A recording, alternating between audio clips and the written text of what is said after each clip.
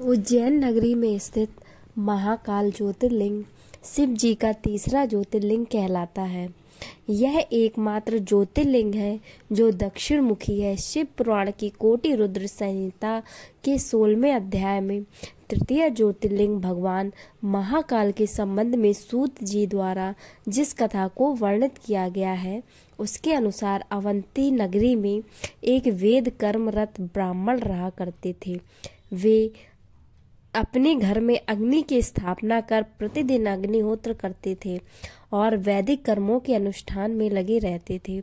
भगवान शंकर के परम भक्त वह ब्राह्मण प्रतिदिन पार्थिव लिंग का निर्माण कर शास्त्र विधि से उसकी पूजा करते थे। हमेशा उत्तम ज्ञान को प्राप्त करने में तत्पर उस ब्राह्मण देवता का नाम वेदप्रिय था। वेदप्रिय स्वयं ही शिव जी के अनन्य भक्त थे, जिसके संस्कार के फलस्वरूप उनके शिव पूजा परायण ही 4 पुत्र हुए। वे तेजस्वी तथा माता पिता के सद्गुणों के अनुरूप थे। उन 4 पुत्रों के नाम देवप्रिय, प्रियमेधा, संस्कृत और सुब्रत थे। उन दिनों रत्नमाल पर्वत पर दूषण नाम वाले धर्म विरोधी एक असुर ने वेद धर्म तथा धर्मात्माओं पर आक्रमण कर दिया। उस असुर को ब्रह्मा से अजैयता का वर मिला था। सबको सताने के बाद अंत में असुर ने भारी सेना लेकर अवंती यानी उज्जैन के उन पवित्र और कर्मनिष्ठ ब्राह्मणों पर भी चढ़ाई कर दी। उस असुर की आज्ञा से 4 भयानक दैत्य चारों दिशाओं में प्रलय काल की आग के समान प्रकट हो गए। उनके भयंकर उपद्रव से भी शिव जी पर विश्वास करने वाले ये ब्राह्मण बंधु भयभीत नहीं हुए। अवंती नगर के निवासी सभी ब्राह्मण जब उस संकट से में घबराने लगे, तब उन 4 शिव भक्त भाइयों ने उन्हें आश्वासन देते हुए कहा, आप लोग भक्तों के हितकारी भगवान शिव पर भरोसा रखें। उसके बाद वे 4 ब्राह्मण बंधु शिव जी का पूजन कर उनके ही ध्यान में तल्लीन हो गए। सेना सहित दूषण ध्यान मग्न उन ब्राह्मणों के पास पहुंच गया।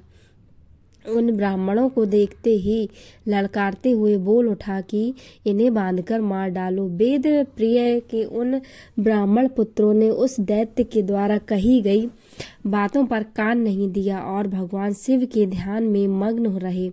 जब उस दुष्ट दैत्य ने यह समझ लिया कि हमारे डांट डपट से कुछ भी परिणाम निकलने वाला नहीं है, तब उसने ब्राह्मणों को मार डालने का निश्चय किया। उसने ज्यों ही उन शिव भक्तों के प्राण लेने हेतु शस्त्र उठाया, त्यों ही उनके द्वारा पूजित उस पार्थिव लिंग की जगह गंभीर आवाज के साथ एक गड्ढा प्रकट हो गया और तत्काल उस गड्ढे से विकट और भयंकर रूपधारी भगवान शिव प्रकट हो गए। दुष्टों का विनाश करने वाले तथा सज्जन पुरुषों के कल्याणकर्ता वे भगवान शिव ही महाकाल के रूप में इस पृथ्वी पर विख्यात हुए।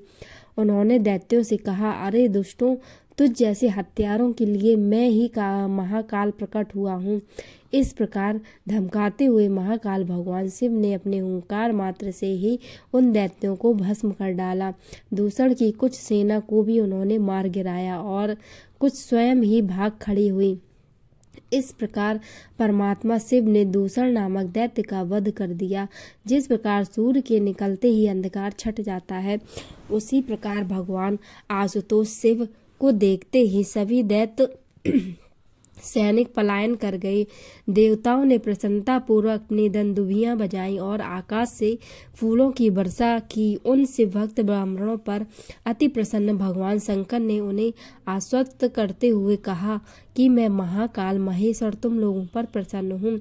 तुम लोग वर मांगो। महाकालेश्वर की वाणी सुन भक्ति भाव से पूर्ण उन ब्राह्मणों ने हाथ जोड़कर विनम्रता पूर्वक कहा, दुष्टों को दंड देने वाले महाकाल शंभु, आप हम सब को इस संसार सागर से मुक्त कर दे। हे भगवान शिव, आप आम जनता के कल्याण तथा उनकी रक्षा के लिए यहीं हमेशा के लिए विराजिए।